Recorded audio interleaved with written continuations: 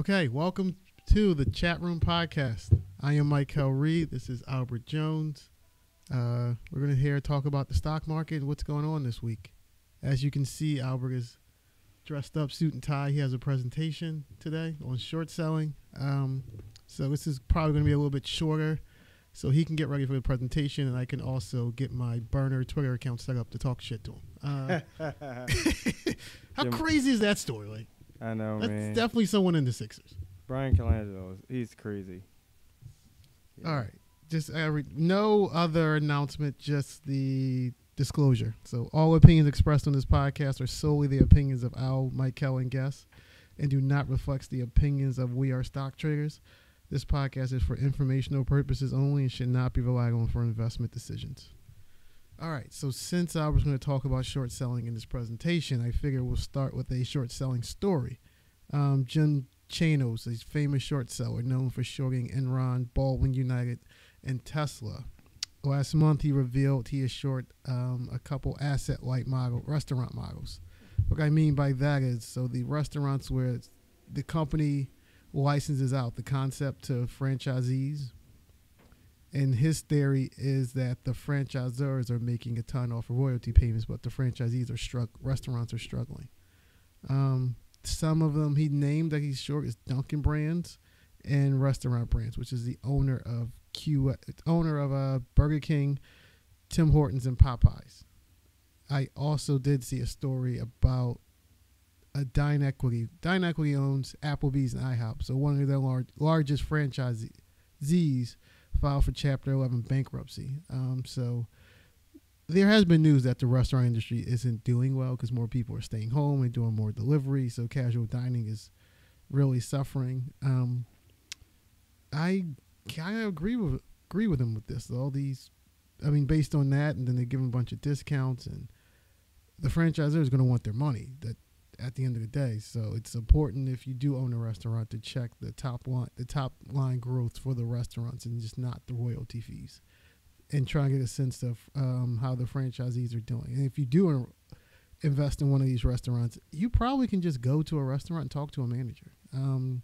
I haven't done it because the only one I really own is Domino's, and I can see their global sales, and I go there a lot, so I know it's doing well. But I think people are willing to talk if you have a conversation with them. So I asked Albert to pull up. We're going to start with QSR. Look at that chart. Yeah, that's Restaurant Brands. If he's short, I don't know when he got in, but it's said about a year ago. Yeah, he's doing really well. It's steadily been on a downtrend for about a year, so maybe he hit it at the top from about 68 to it bottomed out around about 53. Right now it's like hanging around 60. It's looking to retest the prior support, which was around 60-ish. And the way these things usually move, it retested this old support that becomes new resistance, and it continues to go back and test the lows. So he's looking good on that one. Because I know they did just purchase Popeyes like not too long ago. So they definitely were looking for growth. So that could be a theory that the franchisees of Burger King and Tim Hortons aren't doing well. So he also did Dunkin' Brands, which is pretty much like Dunkin' Donuts. Yeah. And that is, it's kind of hanging around. I'm assuming he maybe took these positions all around the same time, I guess. So, this one, if he got, short like around the same time where he got short the last one, he's probably like flat or just maybe a little bit up. But it looks like it's staggering a little bit. It tried to retest the prior highs of 2017, which was around the same price, like 68, and it didn't even make it there. It got to about 67, and it's trending back down. It's at 64 now. So, so far so good. In those particular, short ideas that he has, but and considering what the market did over the last year. Yeah. So I don't.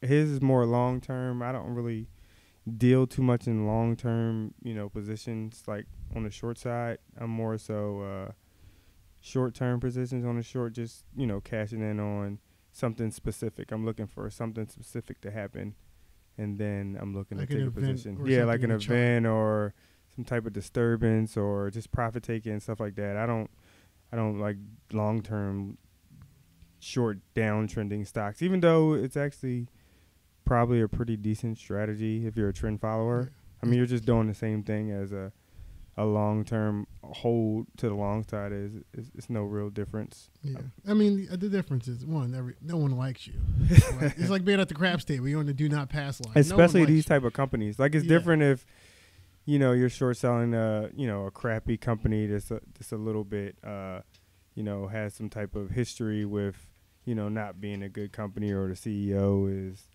this, that, or the third, and seen in a negative light. But like Dunkin' Donuts, like this and is he's like not trying to short the zero.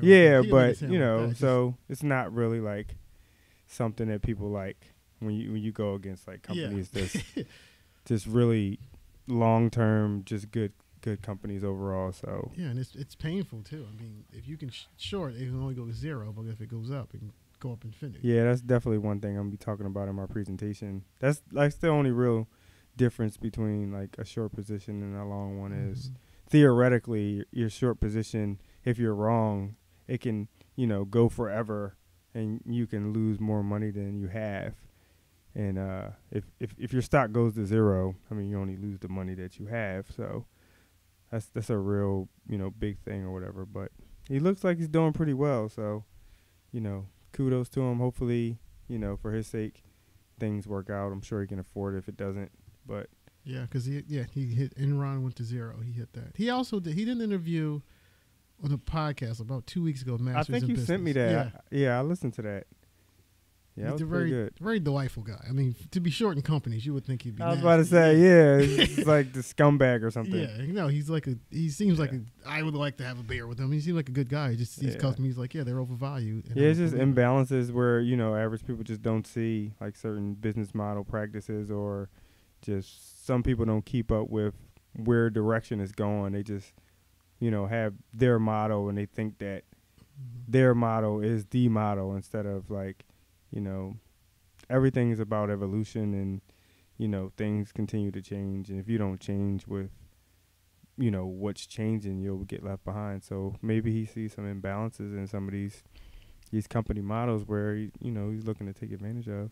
Yeah, and it's good for the market, right? You have someone on the other side, and to be a good investor, you should be open-minded. So if he's showing one of your position, you would want to hear from him. Like maybe he sees something that you don't see. So absolutely, just keep showing your toes, and if you're holding these positions long term to the upside, it just gives you something to think about. So it's important. Because one of his shorts is Tesla, and he sees the same thing I see. Like this, he's not.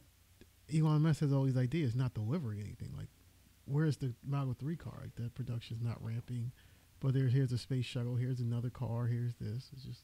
Yeah, I don't think he's all the way invested. Like I think he's got so much stuff going on that I don't really think he cares that much about Tesla as if somebody else would. That's just like their baby or whatever. It's just like one of the things that he do. Like he does so many different things. He's like he wants to be it seems like he wants to be the idea guy. He doesn't want to be in the details and the nitty gritty. Someone else.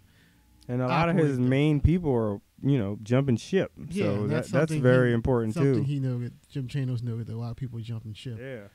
And but it's tough for him to. I mean, that's got to be a tough short. I think he's been short about 4 years. It hasn't really moved. So that's pretty good for him, especially in this bull market. I was about to say, yeah. I mean, it's not really doing well compared to, in the beginning stages. Like he said, 4 years. I mean, he wasn't doing well for the majority of that time, but for like the last year and a half, it's been going sideways. Yeah. So he's doing all right. So he had United Baldwin United, which he took forever forgot to hit. Which it seemed, looking back at the evidence he said he had, it seemed obvious that company was overvalued, but no one else saw it. But he had Enron, which I think he said that short was relative. Didn't take long. He got in right as soon as it started tanking. Yeah. But definitely check out that Masters in Business, Jim Chanos, if you are into investing. It's a great interview to listen to. All right, moving on. So, the Han Solo movie did not meet expectations for Disney. movie made about $103 million over the 4-day weekend. Disney expected $105 to $115 million, and that's down from their early expectations of $130 million to $150 million. And this is what the problem has been with Disney over the last 3 years. Investors are used to that subscription revenue. So that ESPN, that cash cow that comes in constantly. Because with the movie business, you're going to have hits and misses. And when you do have a hit, it's great. When you have a miss, it kind of balances out. And I think Disney has more hits than misses. Absolutely. But it's still, as an investor, it creates uncertainty with that. And that's, I believe, why the stock has not been able to move the last 3 years. But I think the ESPN subscription should do well. And also with Disney when they're putting out next year, because they put premium Disney content on there. People are going to buy, especially for the kids. You take your kids to the park, you're going to buy a subscription. And with the ESPN app, with the sports betting going on now, they put exclusive games on there. People will tune into the app. But they also been saying that ESPN subscribers have been moderating. So if you're going to swing, and when I hear people say swing trade in Disney off a good movie, I would think it's a bad idea, because if I'm an investor, it's like, all right, well, they had a good one. What's next? Like, that's already going to get priced in. Yeah, I think if you're going to swing trade, you should swing trade off a bad movie like this, where people get worried. Yeah. Like, oh, and then you can get it on discount, and then it'll pop or whatever. Right, because you still have Ant-Man coming out this year, Incredibles 2, Wreck-It Ralph 2, so you still have great movie lineups. And I know you got movies next year. Theme park's still doing well, especially Shanghai. So it's been between that 120 and 90 range for the last 3 years. So I think the last time I checked it was like $99. Yeah, it's $99.50, 47. I mean, so you're pretty. So you're playing 10 down or 20 up. Yeah, pretty much. And then you can always dollar cost average. You can always buy a little bit now and then wait till get to 90 and add to it and average out to 95. Yeah, so I mean that's the thing. Like I was looking like, I mean you had like 2 back-to-back like phenomenons with Black Panther and the Avengers, but it actually went down. So like, because you're like, all right, that was the hits. Yeah, here comes a miss. But like you said, it kind of probably factored into prior, before the movies came out, the price was probably already factored in. So once they came out, and that was like the high or whatever. So they basically, just sold the movies once they came out. Like, all right, well, there's nothing going on right now after these 2 particular movies, so it's probably going to, drop down some, waiting for, whatever. And then the fact that this Star Wars movie didn't do what they wanted, that didn't help it either. So, it's something I would stay away from unless I was like a long-term investor. Yeah, you got to be a long-term investor again. Get into Disney and have a long-time horizon. Just for disclosure purposes, I own Disney, but it's like, it's something where I just set it and forget it. Like, I don't look at it that much. Yeah, I was about to say, I mean, I definitely would do the same thing. I'll just collect the dividends and just whatever. It's not going anywhere up or down, so it's not going to shake you out your boots. It's not going to get you excited either, so just set it and forget it. Yeah, but I think over the long term, it'll be just fine. Yeah, absolutely. Absolutely. All right, so what this week, I listened to a podcast with, it's called Invest Like the Best with Patrick O'Shaughnessy. Sam's Hinkie interview. So I put on my Instagram too, or Twitter as well. If you are into basketball or investing, definitely check it out. It's a great interview. The 2 takeaways I took from that was, even though if you have the data to prove that you're making a decision, it still takes balls to do it. And one of the things Hinkie talked about on there was a 2014 draft where they had a bad season. Everyone thought like, all right, we're getting players that's going to come in, it's going to help us. And then they drafted Embiid and Sarek. And they were kind of like, and they had to talk to ownership like, hey, we're not going to have him next year because Embiid was hurt and Sarek was still overseas. Mm-hmm. But the data was telling him like, yeah, you should take these 2. Mm-hmm. And ownership had to sign off. Yeah, because they could easily be like, no, we need something. No, we needed something right away. But I mean, to Hinkie's credit, and actually to the team's credit as well, signing off, is knowing that the one particular guy who they would have drafted, whoever he might have been, he wouldn't have helped the team immediately. I mean, but I think, wasn't that the same draft that had Porzingis? That was Andrew Wiggins. No, Porzingis was the next year. That was the the Okafor draft. So Oh, the year before. The year before was Okafor. No, Okafor was the year after. The year before was I thought Okafor was here first. You sure? No, he was here after. 15? Yeah. So I think it was because KP's younger. Yeah, I think so. It was New Orleans Noel and then okay. and then it was Embiid, then it was Okafor. That's why they were saying like, why would you draft three centers in a row? It was okay. He was. But the only reason why they drafted Okafor and not Porzingis because Porzingis' agent didn't even want him to work out. They couldn't get a workout with him. So he was under the impression that if they drafted Porzingis, he would have stayed over. He wouldn't have came over because he didn't want to play here. So that's why they kind of got stuck with the Okafor because they really wanted D'Angelo Russell, but the Lakers took him. So they kind of was like in a jam.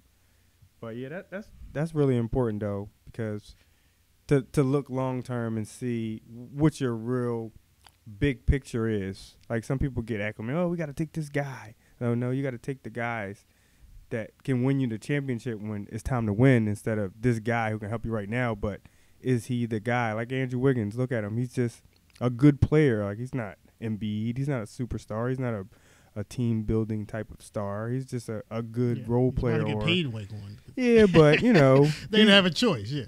So that is but it does take a lot though. Yeah, even I'm come back to investing. Yeah, it's the same thing. Like you can have like. You do technicals, you can see a pattern. You like, you still got to pull that trigger. And same thing with me. I'm like, see fundamentals that have a level. You still got to pull a trigger. And sometimes it's easier than not. I mean, you could take it back to what we were just talking about with the short. Yeah. Because if you see something that nobody sees and everybody's looking at, hey, why are you taking this short on this company when, or you can even take it back to, you know, when the financial crisis, you know, everybody's like, I'll take a short against you. You know, I forget the gentleman's name who bet against the housing market or whatever. But you know how much it took for him to make that trade? And to stay with it, too. Yeah, why? Because he was getting killed in the beginning. I mean, it was bad. So the same people in Valiant, the same thing. Yeah, so, you know, it really, and that was all numbers. Like, that was all analytical. So for him to stick with it when he was really, you know, he was getting beat up pretty bad in the beginning. So, and then, you know, the bottom just fall out. And, you know, patience pays, I guess. Yeah, that's the, and also that's why AI is so important because then you take the human element out of it. You know, that's the hardest thing to do. Yeah. And then that's the second takeaway, how big of an advantage being patient and having a longer time horizon is, especially now in this day of instant gratification. Absolutely. And that's like just, you know, to talk about like, you know, my trading woes or, you know, when I have like miscomings and shortcomings, it comes from, you know, patience. Like ultimately, if you had to judge to be patient or impatient on a trade, whether it's a day trade, swing trade, position trade, whatever, most of the time patience pays more than it doesn't. So, you know, that's the thing you got to think of. Like, you know, most of the big money makers in the market are people who make longer term trades because, you know, they the ones that rack up all those big moves because, you know, they wait for the bigger picture idea to come into fruition instead of, you know, taking profits. Like you talk about instant gratification, you know, so you gotta, it takes a lot of courage to hold out for that bigger move because, you know, sometimes it can blow up in your face. So that's important. Yeah, especially my type of investing long term. I've seen it so many times. I got impatient with a company, and I sold too early, and then the company took off. If this business is intact, because the stock price does not always match the value of the business, and if you see value in the business and you don't see anything wrong, and everyone's trading around short term things, it's very difficult. Again, going back to the first, it's very difficult to not feed into it when you're seeing yourself lose money, but it's essential if you want to make money in the stock market. It's to be patient. That's your number one advantage as a retail investor. And it was just nice to see how it's your advantage in a lot of things in life, even when it comes to like basketball decisions. Like patience and having a longer time horizon than everyone else is a real competitive advantage.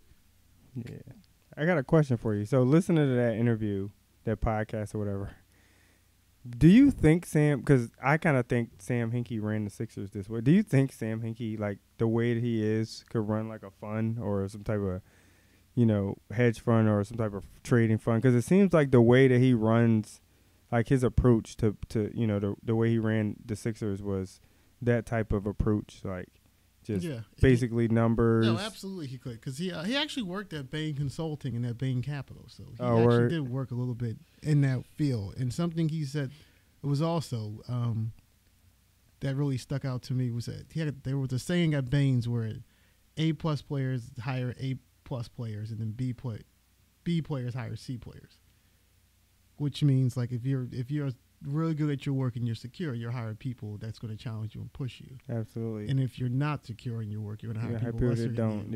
And you're not going to get the best out of. Nobody's going to get the best out of anything. Yeah. So him having that long-term mindset, doing the data analytics, and willing to take risks that goes against the grain. He also is willing to hire people around him that can push him. And one of his theories was, say the roles got flipped, I want to work for this person. And that's an interesting way to look at things. Like, I would have never thought about that, but if he wanted to work for them, he would hire them. So he's willing to say, you know what, tell me, he wants to get to the right answer. And I'm kind of the same way. I don't care if I'm right, if I'm wrong, whatever. That's why I'm able to do a read report and put that online. I get stocks wrong. I get them right, whatever. I put this out here. I want questions. I want people to write into the show or read a report and have a question on it, because I want to get to the right answer so everyone can make money. Yeah. And that's the most important thing. So if he has that mindset, I think he'll be just fine in whatever he does. And he just picked up a job with the Broncos. Yeah, the Broncos. He's doing some consultant analytics stuff. Because he's saying there's opportunity in things that don't happen that often. So if there's a smaller sample size, people can't interpret it. It's hard to interpret the data.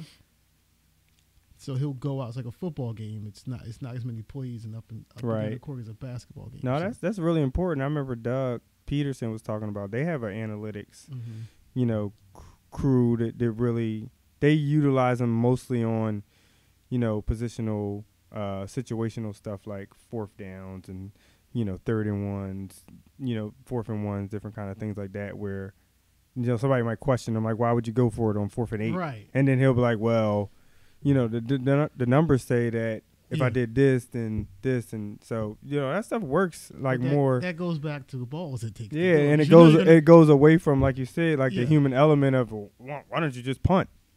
Because the numbers say that I'll get a better percentage of something good happening if I go for it than that, even though most people don't think that, so. Because it's hard to go against conventional wisdom. It is. But I do think, the thing with Sam, that kind of went wrong was it can't be all analytical. It has to be like some type of intuitive human element to it because you can't more of the problem, I think the way he dealt with agents and stuff.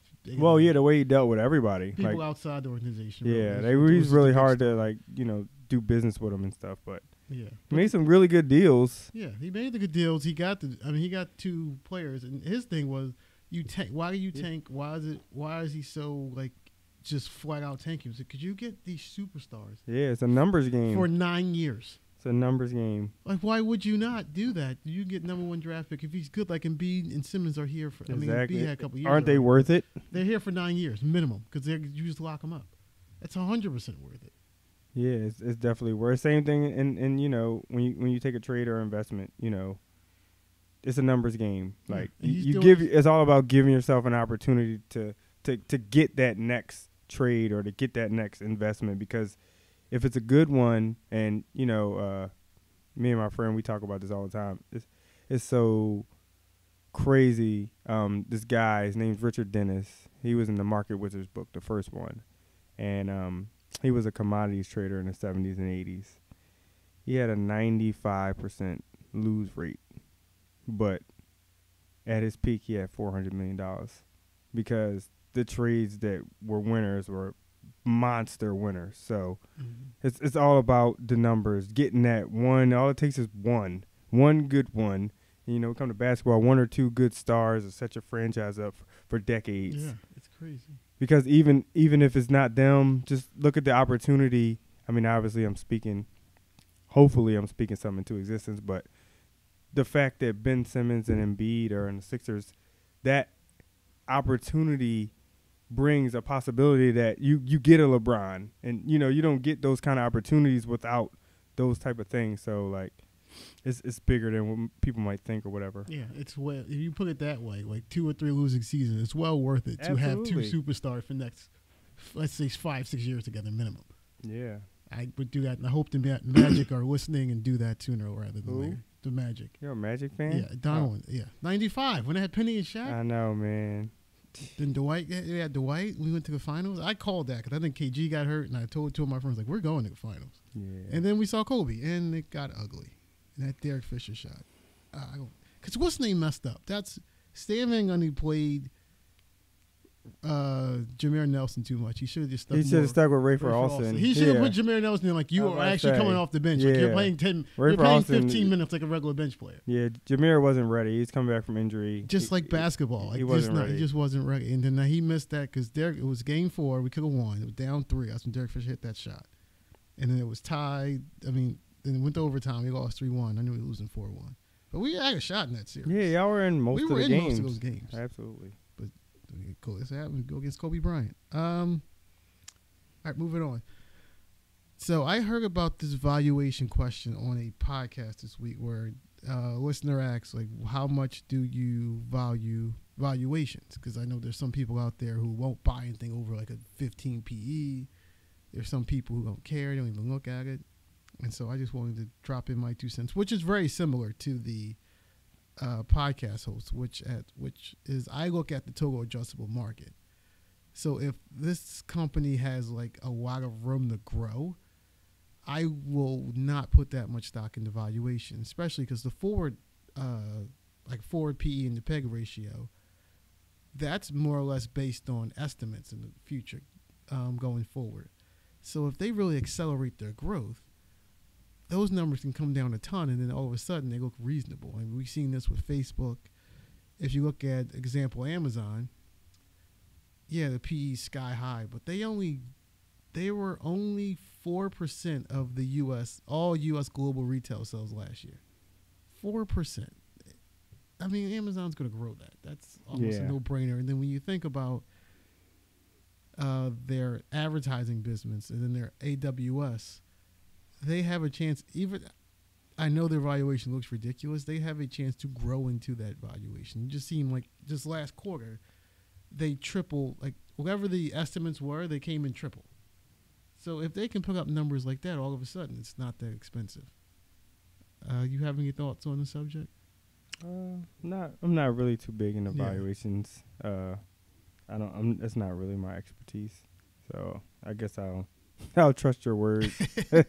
But if someone tells you this company is expensive, but you can see the opportunity. Yeah, I was about to say, but like certain things, like if I mean, I guess it comes down to each individual company. Like, I hate to use this. I mean, I use it all the time. Like, Snapchat, you could see based on the business model and what it was up against that it was overvalued. Yeah. And those type of situations like that, you could see. Like even like that, like I need to see like a path to profitability. Like I can't. It's too late for me in Netflix because my thing is like, how you can't keep funding. I was about to say they got too much money they're burning through. Right. So eventually, something's got to give one way or the other. What's the end goal? Now they could just be like, we're just going to build this up because I've been looking at it a lot recently. Well, a lot of the money they're spending is going to like their material, like their content. And there's something always new on there, which is crazy. So maybe they're just going to spend the next 2 years to load up the entire I was about to say, that's the only thing I can think. I can't keep up with it. Like now, every time I'm going to something new, maybe they just load that thing up, and they're like, all right, well, we can just put out a little bit. Sit on stuff and then just bring stuff here and there, or if they get something major, like another comedy special. And maybe they're making things, just holding it for a year or 6 months. Who knows? I don't know. They don't divulge. I'm like, well, if you guys aren't going to tell us, especially now, I can't buy you. It's way out of the way. Absolutely. What are they, like 3 something? It's like 350. Something like that. But if a company can tell me like where, like Snapchat, for example, they didn't give any information. Like they have no path to profitability. We don't know like where costs are like through the roof. Like because they don't like for Facebook they have their own like data center where they host all the like information for their users. Where Snapchat is renting that from Amazon. So even if they get a new user, they're already losing money. Exactly, because they're not supplying, Right, because it's not in-house. Exactly. So they got to go out of house to rent something from another person. And you're advertising to millennials, and you're like, all right, well, I can find them on Instagram, and I can do the same ad I can do on Snapchat. I can do on Instagram, Facebook. Yeah. So how much pricing power do they really have at that None. point? It's just that didn't make any sense, and it seems like Snapchat might be trying to bounce back because that like $10 mark it hit last like a couple months ago. I think it bounced off of it. And it bounced off of it. It's like $11.39. Like it keeps bouncing off of that level. So I mean, it could close the gap. Yeah, it might like be worth get back to like 14. trade. I was about to say like right now. I mean, you got pretty much $1 risk. You got like a $4 reward or so. So yeah, it's definitely worth it. I mean, the chart looks disgusting though. Looks really bad. No, you don't have it going too high, but yeah, it's held that bottom really well for the last couple of times. Yeah, it has. This reason. last move right here, I thought it might have been it, like earlier in the year, this February, and then it just came back down. But I mean, I'm hearing some good things about Snap. I remember you had put out a report about they might be turning the corner or whatever. Well, they're trying to fix the Android app. Yeah. And if they can fix that, I mean, that's going to help bring in a lot. That's going to help user growth. I don't know what took so long, but whatever. But if they can do that, that can be a game changer. And then if they can they started to change the app back. They had it like on two separate sides, the guests and celebrities. Now they put the I celebrities. don't like that. I don't like the celebrities on one side. Now they put them on the same side. Like they're separate, like it's one above the other. Yeah. Now they're on the your same friends side are now. on the top, and then So they're trying. I celebrities don't know why they are on don't the just bottom. put them back together. Yeah, I don't like that. It kind of, I don't know. And people aren't using. At least my friends aren't using it because I put up a story. I barely use it. I don't use it. I don't know why. I don't know. I guess I was in the. It was my bachelor. It's only certain people that I follow. Well, it makes sense. It was my bachelor party, but I was about to say because certain things you might not be able to put on Instagram where Snapchat allows you to go. It was nothing bad, but I guess I was. Well, just not for you. Yeah. I'm just saying, just you in general. Disappear for kids. Well, it's not even. It doesn't even have to necessarily be like anything like sexual and explicit. It's just people. If people don't want it on there, yeah. Like I know this is an investing show, but the Pusha T and Drake beef. So the cover that Pusha used for the diss, Instagram, they made him put it down. So people must have been, reporting it. I guess a bunch of Drake fans were like mad or whatever. Yeah, probably. And but it wasn't. They probably thought he made it. Like, no, this is the real picture. Yeah. So they made him take it down. Like, so it's like you can do that. It wasn't anything like. It was just a picture. Like, it wasn't anything inappropriate or anything like. So the fact that you can do that on Instagram and just like whoever just wants to report it, they just make you take it down just because there's too many people reporting it. Like, I don't like that. So that's like the only reason why I would go to Snap, like to post something, because I know I won't have to deal with that. Usually, if I do a story, I used to get like 30, 40 people maybe look at it. I think I checked it. I checked this story. This it was like Snapchat. Yeah, it was like 7 people. I'm like, oh yeah, I mean, I was about to say it was a weekend too. I'm like, no one's using this. I was about to say, I don't either. So your Instagram was probably like way higher. Yeah, that's what I'm saying. So you could tell by, and that's the thing. Like with investors, why like me personally, I guess, like some people that don't know anything about like how companies work or whatever, if you actually use them, but like with Snap, like I could tell like the hill that it'll have to climb to compete with like Facebook and Instagram. There's no way I would invest in that company because you don't have anything, and the growth was already slowing. You don't have anything that you can do that if Facebook wants, they could just copy whatever you do and then that's that. So it's like why would I do that? And like you said, the user growth was slowing down and you could see that. So it's like it's not a long-term thing for me. So to me, the valuation didn't matter for Snap. The business model just seemed broken. Yeah. Before we even got out the gate. Absolutely. So I wouldn't touch it. But again, just going back to that valuation question, I put more on the business and its actual opportunity more than valuation. And it's been working so well. I agree with that too. So far, so good. Something I saw the other day, they was talking about Uber with a 2019 IPO. What do you think about that? I would need to see the financials, but I probably still wouldn't touch it. I feel like I don't know. It's like a phenomenon, but it's like because I read the Uber book, and it seems like they need autonomous drive. They need they don't. Not only do they need autonomous driving to happen, they need to be the ones who develop it and own the rights to it. Because whoever gets it, they're just going to do what Uber does. Yeah. And they're going to have to license it to them, and they're still not going to be profitable. Like, I feel like their real only way they can really be profitable and really make a ton of money is to get rid of the drivers, and they have to own that technology. And everyone's gunning for them. So do you think Uber's going to be first to do it? And you're like, I don't think so. I don't want to take that bet. Like these coin flip bets like that, I don't want to take like that. Tesla to me is a coin flip. Whereas, can he get the Model 3 out or not? See, but the thing with Tesla, even though it's a coin flip, like going further, but it already has done really well up to this point. Because I think that's the people who just believe, who like the car and just believe in him. Yeah. If they start not believing in him, yeah, that's it. See, I just don't believe that he's fully invested. Yeah, that's my thing. Right, or if he steps away from there. Yeah, then I would go with him. Those people are going to start dropping out. Yeah, but to be honest with you, I think that if he was more hands off and he just hired like people to just handle Tesla and just stayed away from it, I think it would actually do better.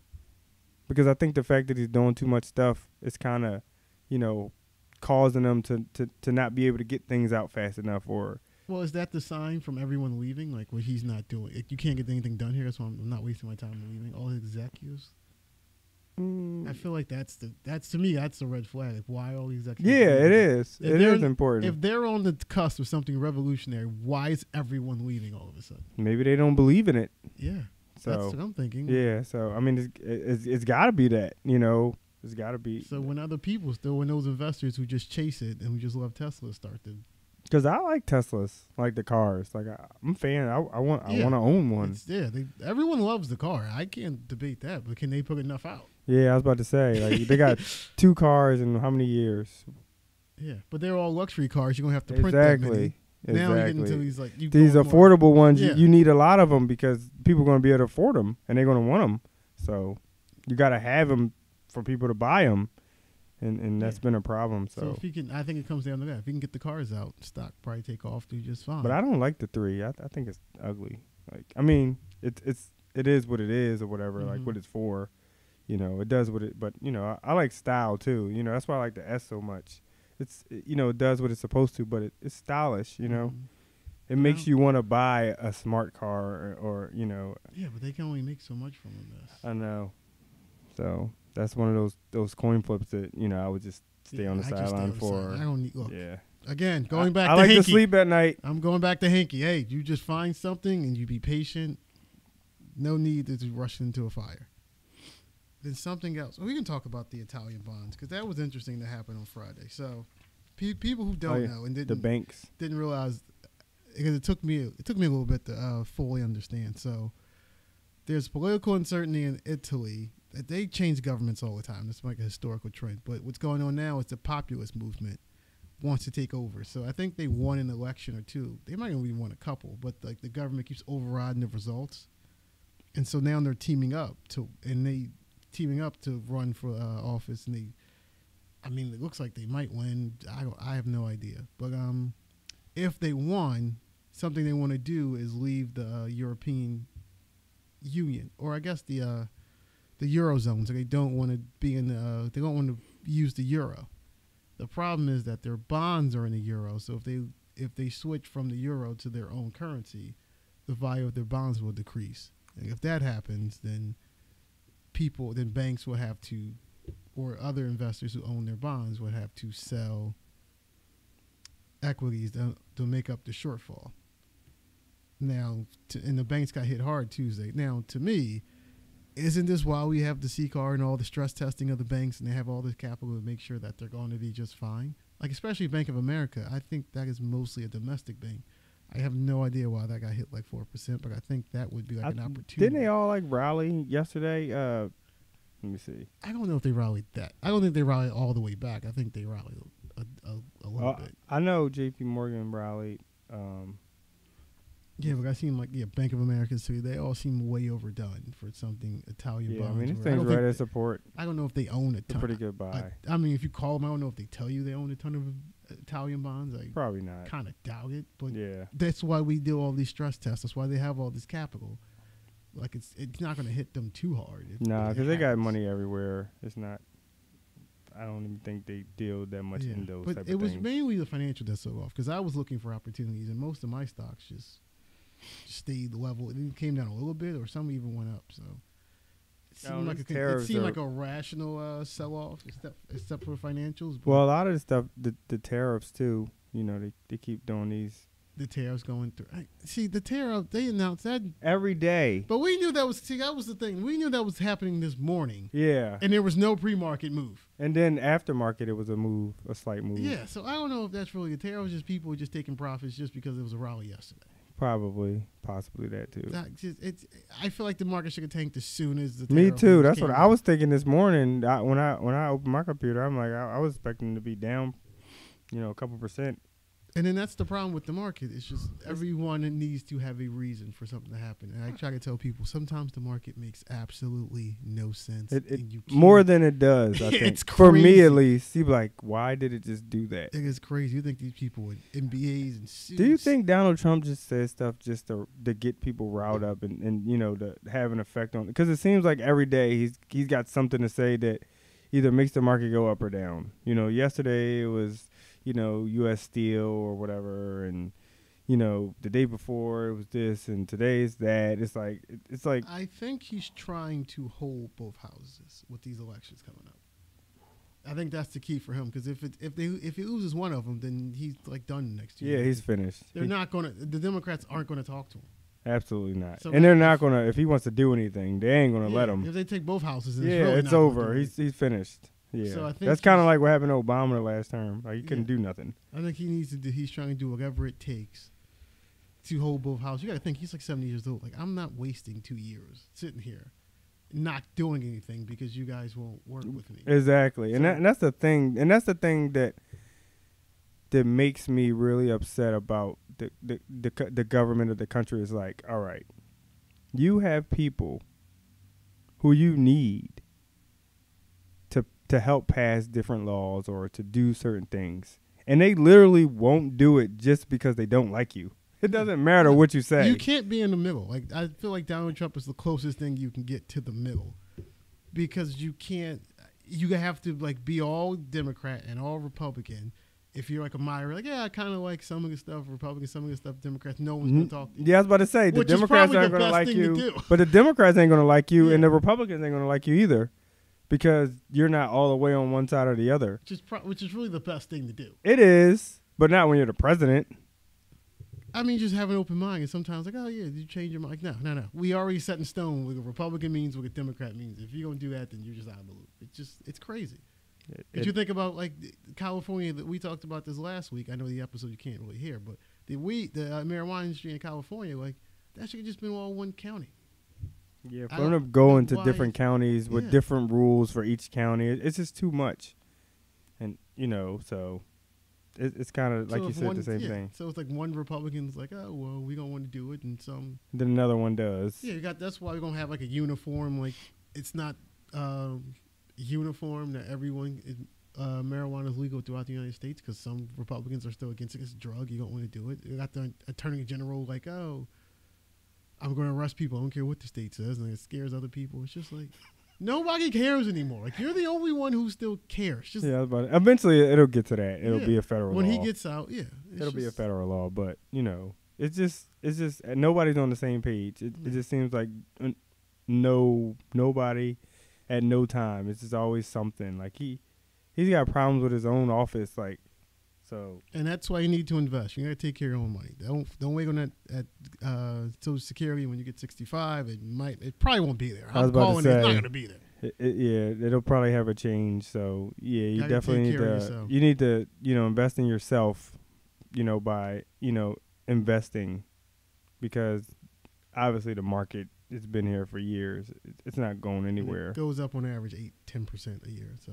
You should be invested. All right. I can write this down in the notes, but the last thing, and I read this in The Outsiders, how Warren Buffett's philosophy is more, I want to say it, more concentration in his portfolio, but a longer time horizon. But there's other people who have like 50 or 60 stocks in their portfolio. So if you're a trader, so what would you think it's better to have like certain patterns you like and like a small amount of patterns you like and stick with them, or should you try to play a bunch of patterns? I guess it all depends on how good you are at it. I feel like for like a trader's eyes, I feel like less is best. To be more comfortable with having like a few of your go-tos that you're comfortable with, especially if they show up a lot. Like if you got a pattern that you really do well that it doesn't really show up often, so it doesn't give you a lot of opportunities to make money, then you probably should look elsewhere and try to learn other things. But if the patterns that you like are really simple and they happen a lot, I would just stick with a few. I feel like when you start to do too much, you start to get sloppy. So I would, unless you're just that good. I know people that are just that good where they have like 30 patterns that they can trade really well, and then other ones they only have like 3. So it's all to the individual. But like me personally, I feel like less is best. Especially if the opportunities are there a lot. I would just focus on a couple of things instead of like being a jack of all trades. No, I 100% agree. Because I'm trying to keep my portfolio to about 15 stocks now and just keep adding to the ones I like. Because if you have a ton, it's impossible to keep up with them. And you can listen to a trusted source that tells you all the information. If you're comfortable with that, that's fine. I like to be hands-on. I like to know what's going on with the company because it's my money. I own a piece of the company. I personally want to know. And then, 2, you get to know the companies better. You get more comfortable. And so you know when to add. You know when to take money off. Exactly. That's what it comes in. Like with me, I trade a lot of the same names. So a lot of the names that I trade them because I know them. And I know how they move. And I know what makes them move. And what news is going to be very, very important to a move to the upside or downside, or what news is not going to be important at all. So like if you're trading a bunch of different things and a bunch of different styles, you're going to be unfamiliar with a lot of different things that might catch you off guard, and it might cause you to do something, a panic move or something like that, based on just not being competent on the stock or just the way it moves, because you're just not used to trading it, or just the pattern or whatever. So like when I first started trading, I was trading a lot of different patterns because you got to find out what you're doing well. And, I would notice that a lot of them, I would trade poorly just because I didn't know how I'm supposed to trade it the right way. And then I would be in the right trade, but I would just, like panic out because I don't know it's supposed to do this, or it does this, likely, move a lot. So I would just panic, and then I would like sell on support or something stupid. And then it just start causing me to cut stuff out. Like, all right, I know this is supposed to do this is supposed to do that. So, all right, I'm comfortable here. I could trade this in my sleep. It doesn't matter. Right. And that's when the reason why you do that is because the name of the game, if you can afford it, is you want to increase your size.